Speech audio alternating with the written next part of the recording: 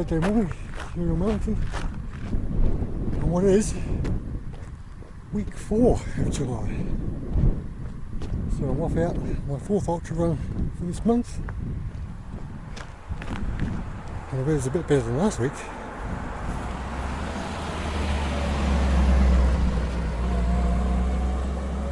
So this week we're heading out to do most of the same route that I did last week, with a slight variation. And I must say, I am actually feeling it from last week still. I was quite tired all through the last week, and my legs are still a bit sore actually. So I think it's going to be a slow day. But on a day like this, that's not a bad thing.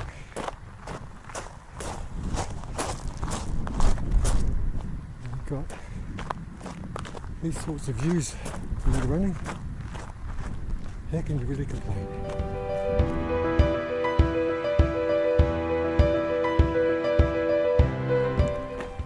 So that's one of the iconic landmarks of Wellington, known as the Windmill,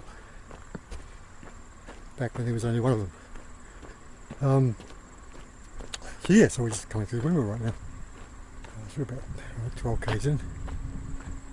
We're just heading down to the end of the fence line towards the top of Wrights Hill.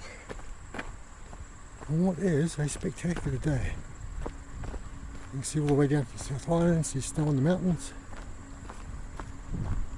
So this is one of those rare winter days where it's nice and warm in the sun, it's beautiful. But as soon as you step into the shade, you can tell it's still winter time. It's quite cold. So far the body's holding up. My feet are sore already. And I'm trying something different today. So instead of running with my race vest, I thought I'd use my waist pack. I should be able to see.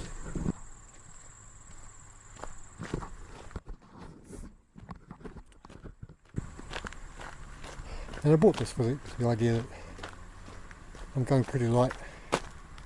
Just a little bit of water, a jacket in case it rains, and a little bit of food, and something to put my phone in and stuff. And already it's not working well. It's biting into my hips, sliding down all the time. Yeah, it's just not working the way I wanted it to. So it's a bit disappointing, given that I've got another 40 odd k's to run with this on. Oh, but that's okay. It's a minor annoyance.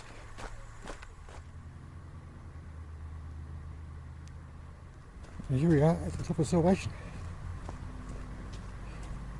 It's about 16 k's in. And now we have some nice downhill running all the way to the Macra mountain bike car park, which is about 20 k's.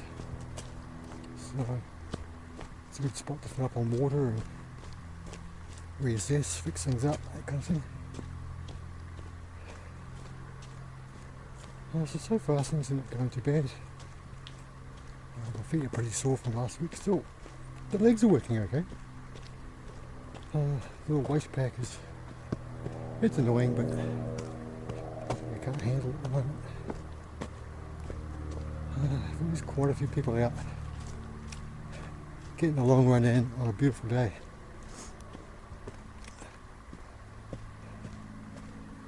So I'm feeling a bit fatigued from last week.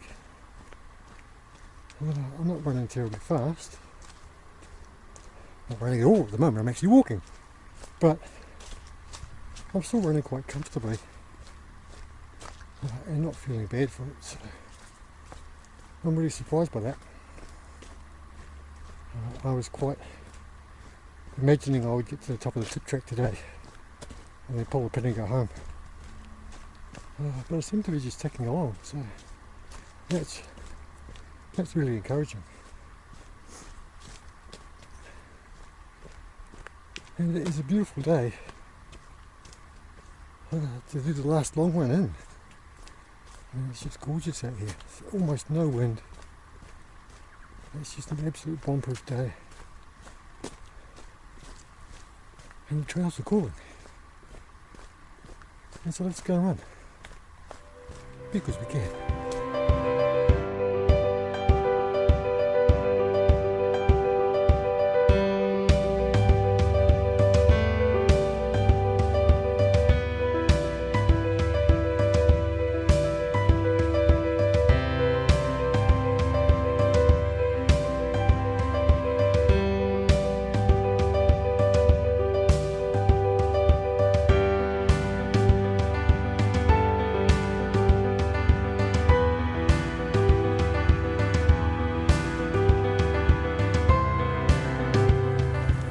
Alrighty, so we're winding up towards the top of Macro Peak now. Just taking my time and being strategic about stuff. So previously I would try and run up this and it would just exhaust me, you know. So now I'm being a bit more strategic about when I walk. So the trail here is pretty technical, it's pretty rough, particularly on tired legs. So just taking the time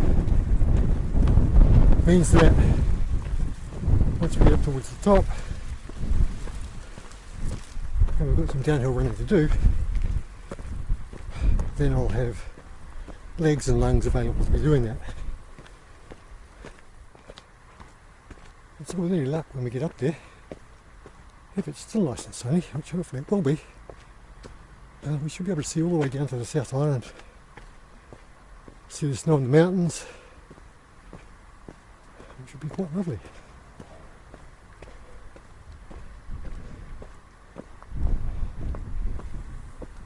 So your body's starting to feel tired now. We're only 22 k's in, so there's still a bunch of running left to go. But psychologically, we've passed the point of the furthest distance from home. So I have the comfort of knowing that I'm heading home already, and which is kind of cool. And of course it also helps that you have views like this.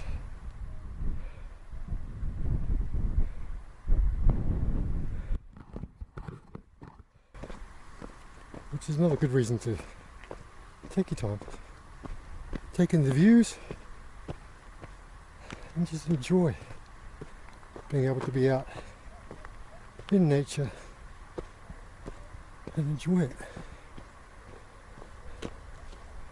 Because that's what it's all about after all.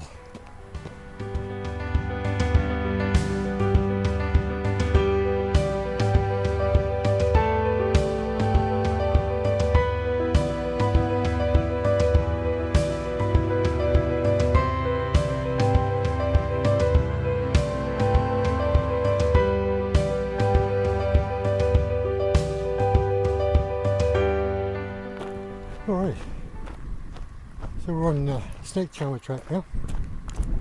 I follow this track most of the way back into the car park. So nice easy 4-wheel drive track. We've got some flattish running along here, then we start climbing up to the peak. And from there it's downhill all the way to the car park. Nice and easy. And then we have the same challenge that I had last week, and that's to run Salvation track from the bottom to the top. I managed to do it last week, but I don't think I'm going to manage to do it this week.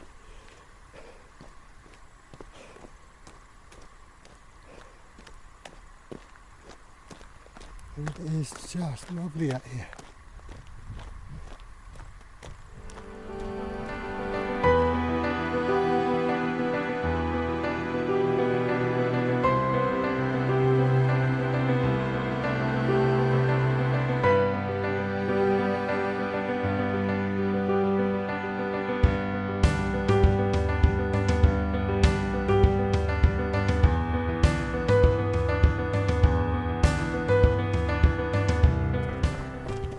So we're just picking our way down on the Snake Charmer track. It's pretty rough, so I'm just going pretty slow. But just met a woman running the other way, going up the track, and she started in Kilburnie, which is even further away than I started. So we stopped and had a chat, and she knew who I was, which is, it's a weird thing. It's a very weird thing, being recognised by people, but also very cool. So she's being a bit more sensible than me. She's going one way, but now I'm heading back towards home. Having done one of my usual show-offy things, there's a very steep bank just before the summit. A bunch of mountain bikers standing around thinking about whether they should walk their bikes up or not. And so, God, it's not far. I'm like, oh, I don't know. And I had no intention of running that. I was going to walk that bit. But you can't in front of a bunch of mountain bikers, can you? So I ran from the bottom of that steep bit to the top. Past the mountain biker on the way who was pushing his bike up. I said, oh, I don't like being beaten. She said, come on then. And I left him for dead. At my age, you take these small wins where you can get them. That was fun.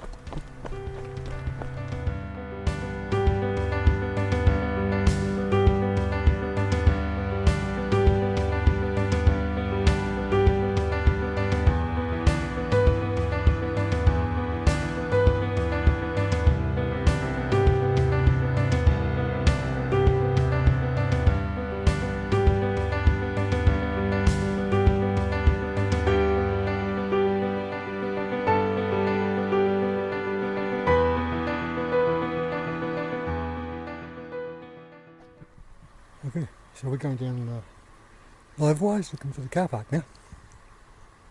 Am I an expert or intermediate? So I've ridden this track on a mountain bike many years ago when the park was first opened.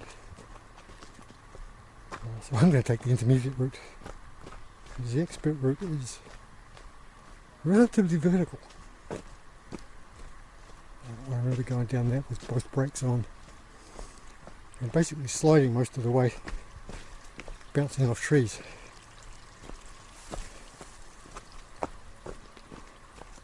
So we're getting into the late afternoon already, and so this is, once we get down to the bottom here, then we've got a climb up Salvation, and then it's relatively easy running the rest of the way home. A couple of big hills, but nothing I can't walk over, because by that stage I probably will be walking. Not unlike now. It's very wet in here, very slippery, and it's a mountain bike trail, right? It's not for running on, so it's all very loose, loads of rocks, loads of roots, and I've also got to keep an ear out for any mountain bikes coming down, because they're not going to be expecting a person to be coming down this way. And so I thought that the route that I took would hook me up to a different track. It didn't, which is why I'm on this track, which is not really a huge issue. It just means I'm going down a different way.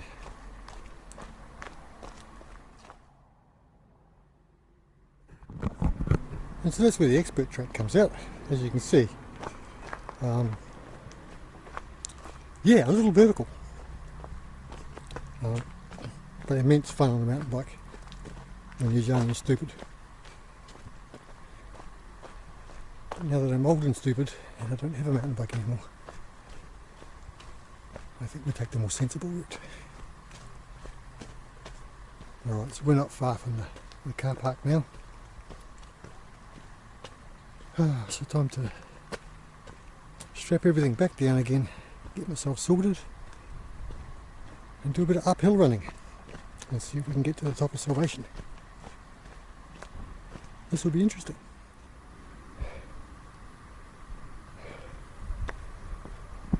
And this is the top of Skyline in about 35 minutes. So I managed to run that all the way, which is a big surprise to me. I didn't think I'd be able to do that. So now we're just going to head up to the top of Whites Hill. Just up here. I'm going to walk up the road to relax a bit. And then it's just a simple matter of running around to the windmill and then home. So far, we're 31 k's in.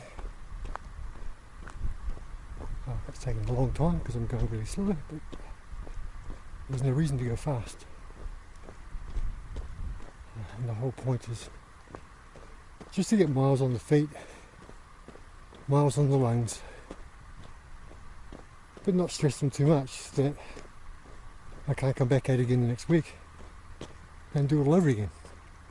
And that's what I've kind of been testing with doing this, is can I run the distance, walk the distance, and then come out the next week and do it all over again. And it would appear that I can, which is a huge surprise to me. But very, very encouraging.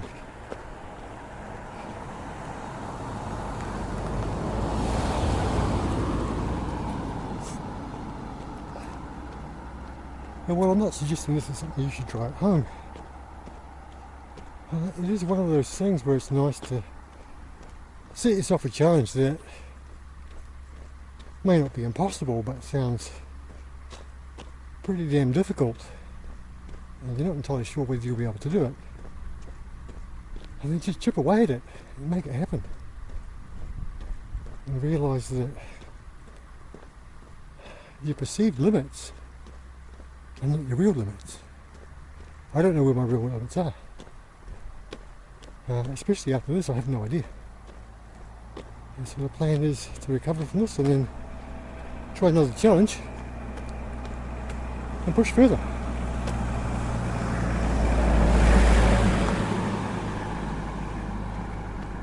And so I've got a couple of ideas in mind for that, but I'm going to need to recover quite well first, because they're going to be very hard challenges. But that's what makes the training worthwhile, right? The challenge is the reward for all the training. And so we're getting into the late afternoon, as I said before. I'm going to try and get up to the windmill in time for sunset and see if we can get some nice photos for you of the sunset. But for now, I'm just going to enjoy strolling along the road, letting my heart rate come down a bit, and then gearing up to run the Zealandia fence line around to the windmill. So keep your eye out for that.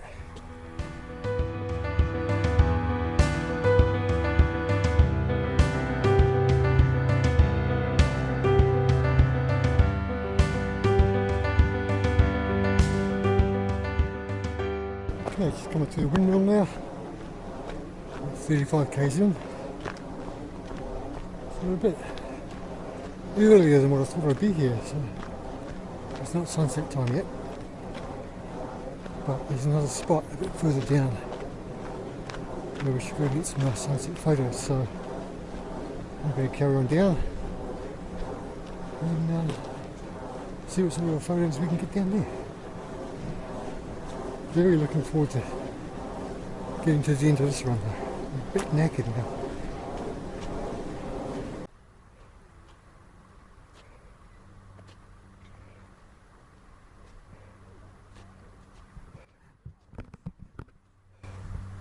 So here we are at Pole Hill, just on sunset. And we're going to head up on top of the old gun emplacements and get a couple of photos. It's quite a lovely view from up there. And then it's pretty much downhill all the way home from here.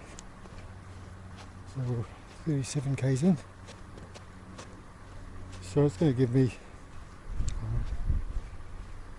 45 kilometres for the run, which counts as an ultra distance. It's good enough for me. But before we do that, let's go and have a look at these views.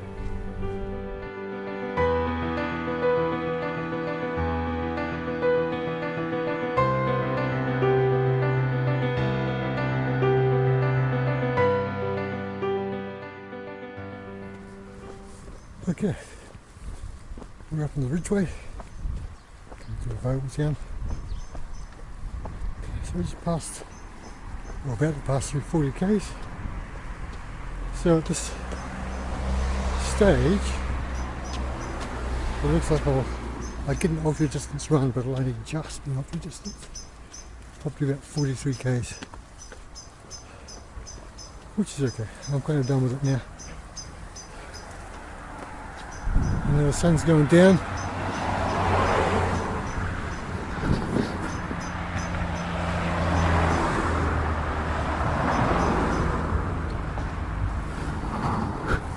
So all the colours are coming out, it's very cool.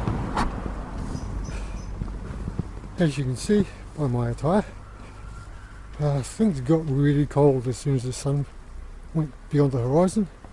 Like the temperatures just dropped like a stone. So it's freezing now. Which is another reason why I took a shortcut.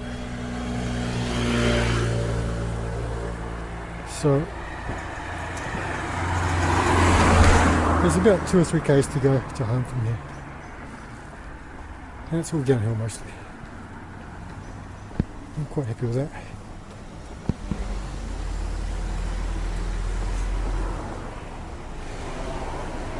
And then I can sit and relax, because this will be my last long run for quite some time.